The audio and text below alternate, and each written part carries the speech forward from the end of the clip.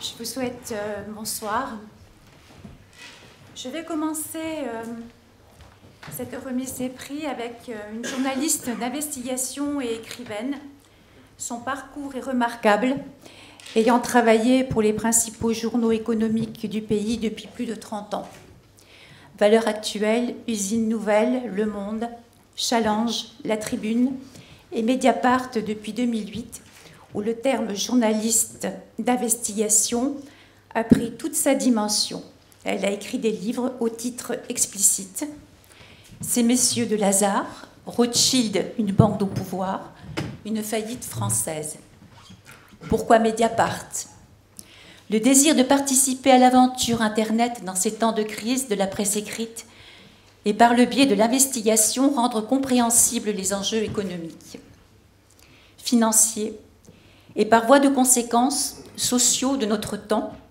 L'économie qui peut sembler rébarbative au commun des mortels peut se comprendre aisément quand elle est expliquée et illustrée de façon factuelle et documentée comme elle le fait si brillamment à travers ses articles. Je donnerai quelques exemples emblématiques de ces investigations journalistiques pour montrer à quel point la recherche des faits peut déboucher sur des révélations explosives de la pratique du pouvoir et de son bras armé, la finance.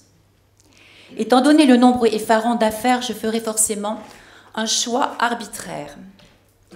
BNP Paribas.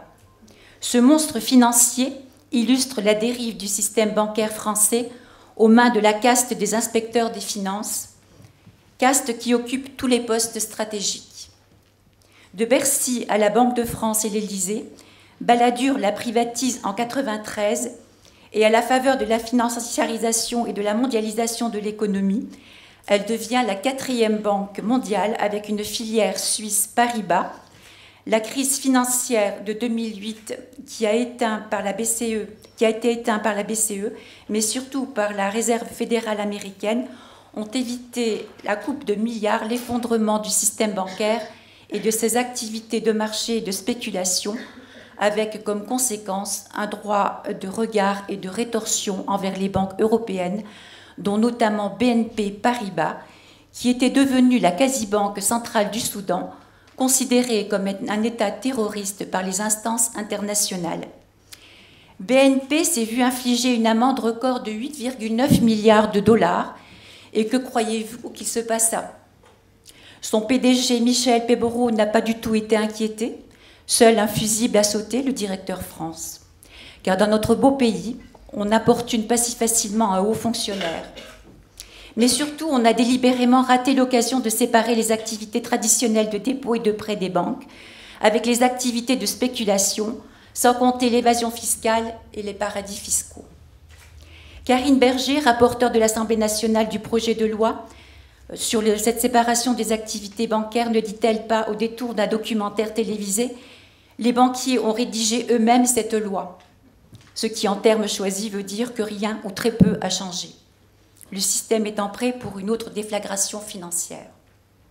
Le secret des affaires, deuxième affaire, loi votée en juin 2018, et qui stipule que n'importe quelle information interne à une entreprise peut être classée secret des affaires, exposant donc toute personne qui utiliserait ces informations en dehors de l'entreprise à des poursuites judiciaires.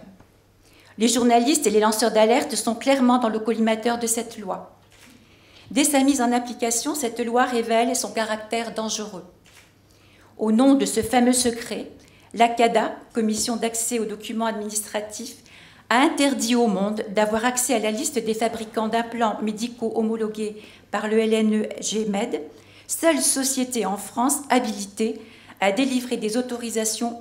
Formellement, la liberté de la presse est garantie, mais dans les faits, les impossibilités d'accéder aux documents administratifs visent à tuer à la source l'enquête journalistique et le contrôle de l'action publique. L'Agence du médicament s'est opposée à la transmission des informations sur le lévothyrox au nom du secret des affaires. Que seraient devenues les affaires Mediator du laboratoire Servier, du glyphosate de Monsanto, l'évasion fiscale des GAFA, les LuxLeaks et tant d'autres avec cette loi sur le secret? L'affaire Alexis Kohler. Le cas Kohler est emblématique de tous les dysfonctionnements de notre République et de certains de ses représentants. Il fait partie aussi de la caste des énarques. Il a d'abord été directeur de cabinet de Pierre Moscovici, puis d'Emmanuel Macron au ministère des Finances et secrétaire général de l'Élysée depuis mai 2018. Je ne reviendrai pas sur les dessous de cette affaire dans laquelle Anticor a porté plainte pour prise illégale d'intérêt. Récemment, la CADA a émis un avis défavorable à la communication de la déclaration d'intérêt d'Alexis Kohler, qu'il aurait dû remplir lorsqu'il était administrateur du port du Havre, ce qui aurait permis de connaître ses relations familiales avec MSC. D'ailleurs, la Cour des comptes a épinglé Alexis Kohler sur l'affaire du terminal du port du Havre multimodal, projet décidé à la hâte, protégeant mal les intérêts publics. Oui, à travers ces 3 exemples pris parmi, hélas, une multitude d'autres, on réalise le rôle absolument nécessaire et vital du journaliste d'investigation pour la respiration de la démocratie et des enquêtes menées de main de maître. D'une présentation noirâtre d'un tableau très actuel de notre société, peut-on espérer changer de teinte et dépasser le rouge pour passer au vert? Ce sera naturellement aux côtés de Martine Orange que nous accueillons et à qui je vais remettre cette première Marianne. Merci pour ce...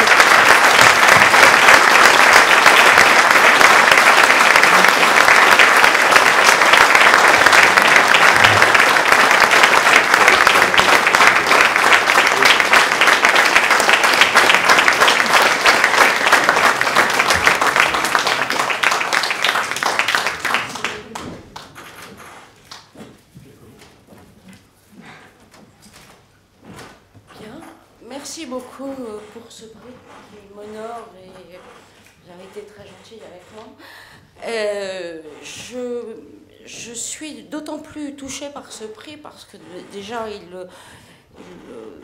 il m'encourage, si je puis dire, à continuer à faire ces enquêtes, mais en plus de ça, vous avez insisté, je pense que nous sommes tous en ce moment à un tournant un peu de la lutte contre la corruption, contre les dérives publiques auxquelles nous assistons.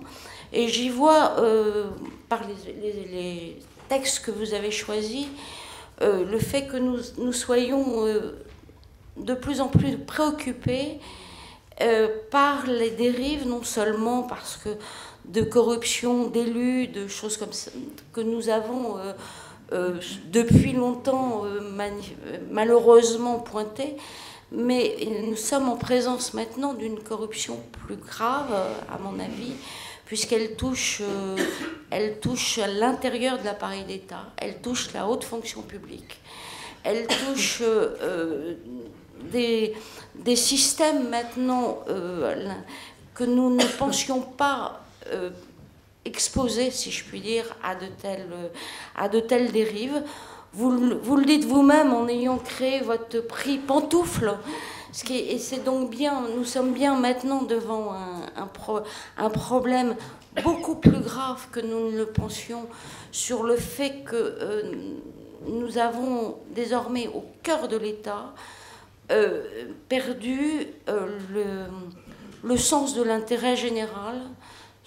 Enfin, en tout cas, certains ont perdu le sens de l'intérêt général, ont perdu le sens même de ce que c'est qu'un conflit d'intérêts, de ce que c'est que les prises illégales d'intérêts.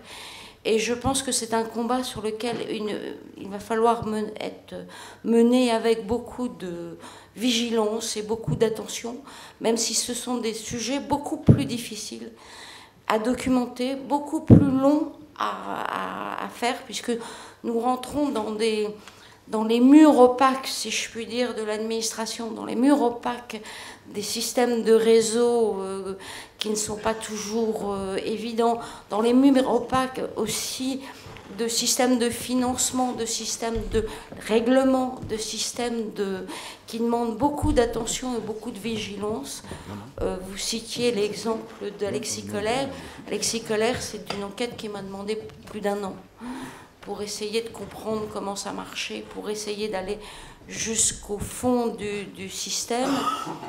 Il y a quand même à la fin, 1,8 milliard d'euros qui ont été consentis par un système divers de prêts et d'agréments de l'État au groupe MSC, dont M. Alexis Kohler est cousin du fondateur. tout ça pour vous dire que c'est très compliqué, mais en tout cas, merci beaucoup pour tous ces encouragements et je crois que nous avons un combat en commun à mener encore.